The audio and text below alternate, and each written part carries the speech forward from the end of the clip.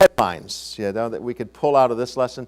I stopped it a little early. The lectionary stops it. The next line goes into Herod's paranoid, murderous reaction to a king being born in his land, which is to then go and kill all the firstborn children from 2 years old and under that are living in and around Bethlehem. So this is, the more things change, the more things stay the same sort of thing. And the headlines that are there: a leader of a nation snubbing visiting foreign dignitaries, story of the same leader's cabinet, military taking action against families and children.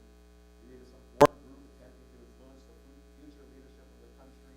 The next headline is of illegal immigration, families fleeing violence at home across international borders. Most of us think it's just the LA Times, right? Or any Times. But to this kind of news, we find each other with, well, happy Epiphany.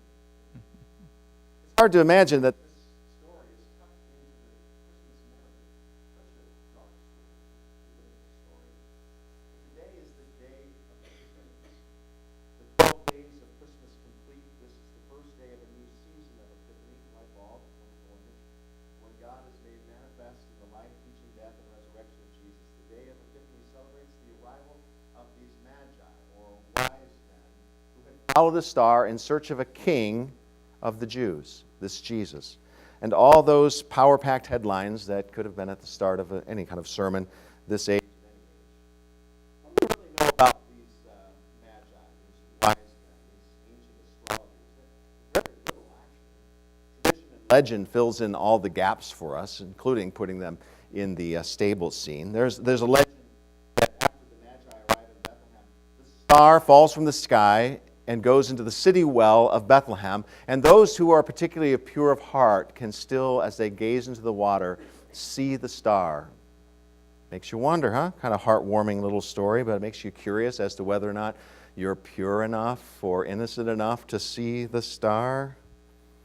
There are other legends about the story of the wise men from the east. For example, how many were there? It doesn't actually say how many there were. It only says there were 3 gifts. It doesn't say how many wise men there were. And ancient authorities, some believe up to 12 men made a journey. But now everybody agrees that there were 3 based on the 3 gifts of gold, frankincense, and myrrh. Older authorities talk about the names of some of these folks. Melchior, the oldest in the group, you can see them bearded there, bearing the gift of gold. Balthazar, also bearded, but not quite as old as Melchior, presents the gift of myrrh, and the youngest of the 3 is Caspar, who has no beard yet, but did present the gift of frankincense to the baby. Yet another legend goes on to tell us that after seeing the baby, they were so overwhelmed that they continued the journey, and it concluded in Spain, and they were the first witnesses or the first apostles of the gospel of Jesus Christ to take this news about his arrival all over Spain. There are modern legends, of course. If you are a Facebook fan or like memes, there is the modern legend of the 3 wiser women who come after the 3 wise men. Wiser women.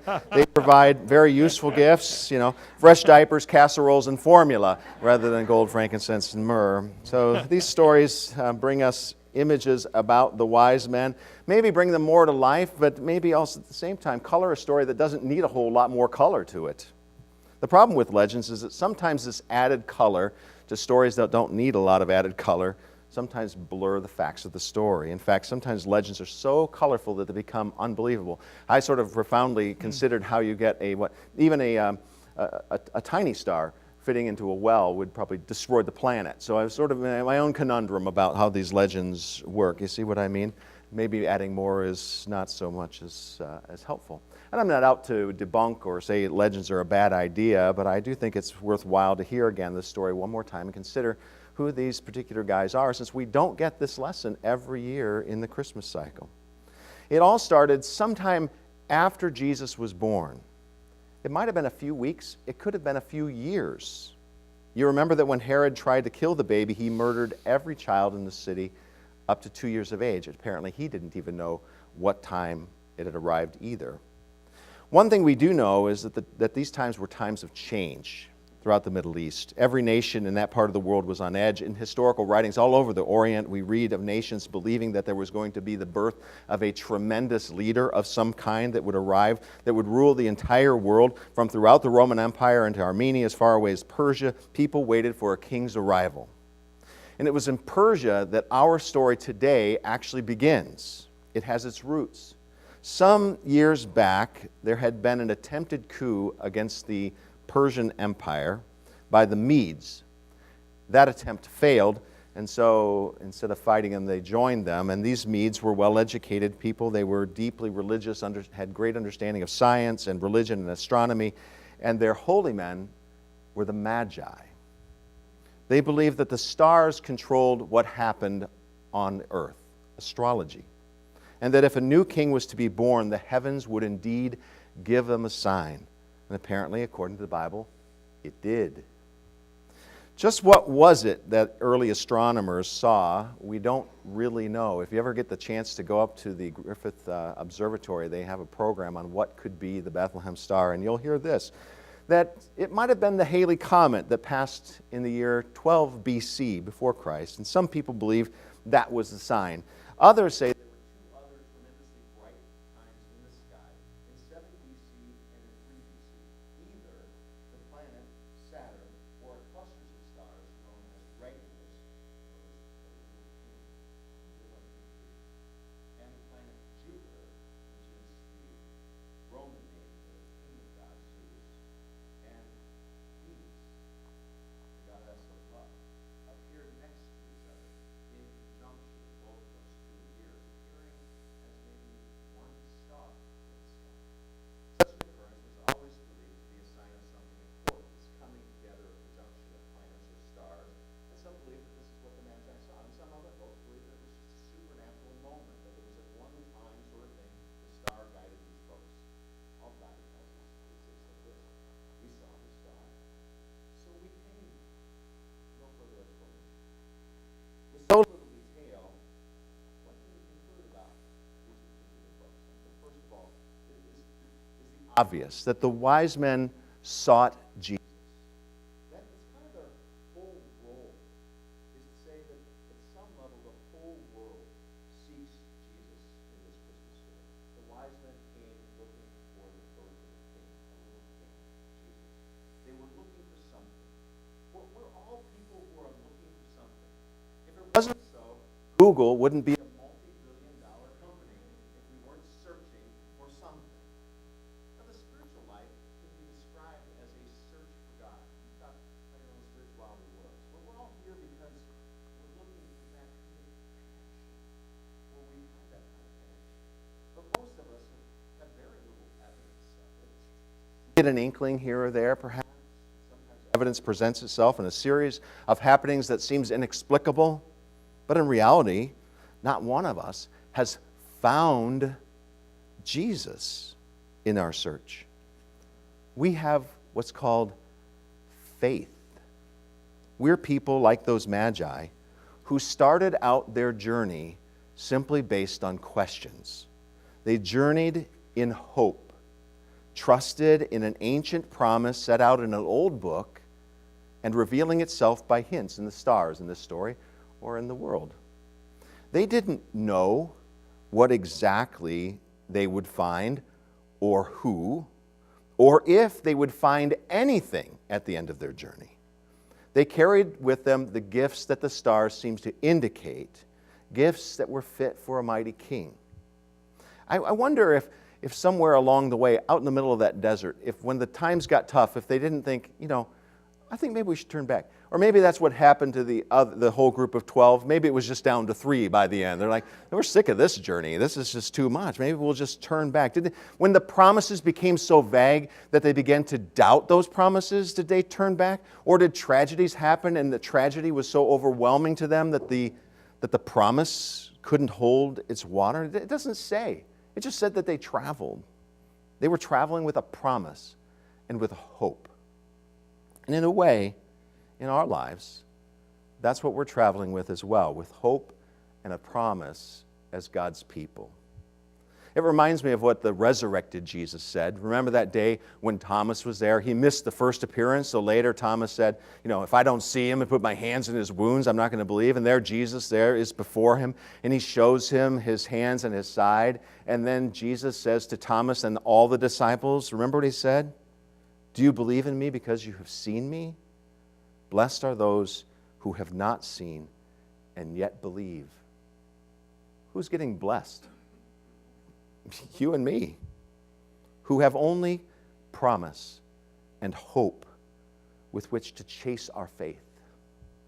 Their whole journey of searching for Jesus was only in promise and hope, in endless writing and searching, until it says that alignment stopped over Bethlehem.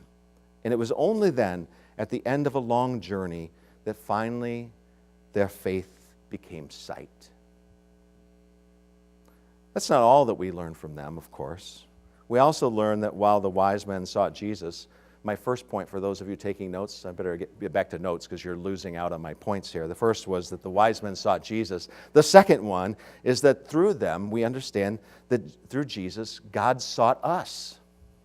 Now, this is the greatest of all news in the story of Christmas, of course, is that God seeks us. He seeks you and me. While it is a good reminder spiritually to say, you should search for Jesus, we confuse searching with finding, or we confuse our action as key to what God has already done for us in Christ. You see, Christmas would have happened without those three characters in our creche scene. It just adds a sort of message to the story that the world was seeking Christ. What is ultimate about the Christmas story isn't any of the characters around there except the one laying in a manger. The ultimate of what God has done for us in Christ. It's the story of the birth of salvation and grace after a long waiting and a long journey through eons of hoping that God would come near. It's a story of our second chance. It's a story of a God who's come close. Recently, I was recalling, maybe it was Tuesday morning Bible study or something, one of the gifts we got one year when I was very little was a train, the kind that was electrified through the track. It doesn't seem like such a bad idea if we're giving these to little kids. But, and of course, it was the coolest thing ever. And I remember my brother and Brent and I playing with it, and then we were playing too much with it, and it derailed. And it was the kind where, of course, the contacts on those molded wheels had to come exactly to the top of the track, and we were trying to put it back on, and we couldn't get it back on. And the wheels looked like they're on, and they would roll, but one of the wheels was off, so it didn't have a perfect connection, and we were just so frustrated. And my dad finally saw what was happening, or maybe he came home and saw what was happening and came over to help, and he said, "You can't put it together from up here, looking down from above. You actually have to get down beside it." And so he got down on the floor and laid his head. Here you go. How's this? I don't think I've ever done this before. You haven't ever seen that either. Looking down at the track at a certain angle, so you could see where the wheels underneath would make contact with that track. You had to be that close to be able to see it. You have to get down beside it. And Dad lay there on the track until he could finally get it back. And in a way, that's exactly what we mean when we talk about Christmas, about the incarnation. Because of our disobedience to God, with sin in our lives, human lives have gotten off track. Our lives needed to be put back on track. Religion tells us, get it back on track, right? Christianity says, God has come so near that He can see how to get our lives restored through the presence of a God who is with us, beside us, under us, if you will. It was a job that couldn't be done from above. God had to get beside us. And that's what God does in Jesus. God took off the robes of heaven and put on the rags of human flesh. God Himself in the flesh and blood came to live among us in the person of Jesus Christ. And for God's plan of salvation, I can't really trust my own searching, my own faith, my own spirituality to believe, or even my willingness to believe. It's not enough. My own spiritual journey, my own spiritual prowess. We must trust in Christ first, in what God has done for us, even when we can't get it back on the tracks. God is willing to go all the way for us, even to die for us, so that we might be with Him. This is not something that we or any wise people can do on our own. It is a gift of God's righteousness for our unrighteousness. It's a promise that holds us, that God will do this for you, and on the last day, this promise will have us covered before God. And we hold on to this promise to this love letter, as if it's giving us life. When my grandmother died, I was thinking about this. Another story a friend of mine had related about love letters between his grandparents. And my grandparents, which I didn't know because they were both born in the 1800s, I hardly knew them. They were quite old when I was quite young. But I remember my grandmother, who survived into her 80s when I was in middle school. And she, up to that point, I had no knowledge of this. She wanted to be buried with the love letters that my grandfather had sent to her, starting in World War I. So on that day, which was the only moment I learned about it, was as they were closing her casket, they put a bundle of letters that my grandfather had written to my grandmother every year at Christmas, talking about their love life and how much he treasured her as a gift from God. And I thought about that in terms of what's happening in this particular Sunday, this story that comes with so much political intrigue, which I can only imagine the kind of riled up people were in the first century with King Herod, who was a paranoid, murderous leader, which makes any stirred up in our time pale in comparison. And yet, it was into that moment that God slipped the most important love letter of all of what God was going to do to set us aright. And every year at this time, we celebrate that greatest treasure that was given to humanity. And we celebrate only once in a while, on the day of Epiphany, the arrival of these people from beyond Israel who have saw the sights of it and who have sought Jesus and have realized in Jesus that God is seeking us. These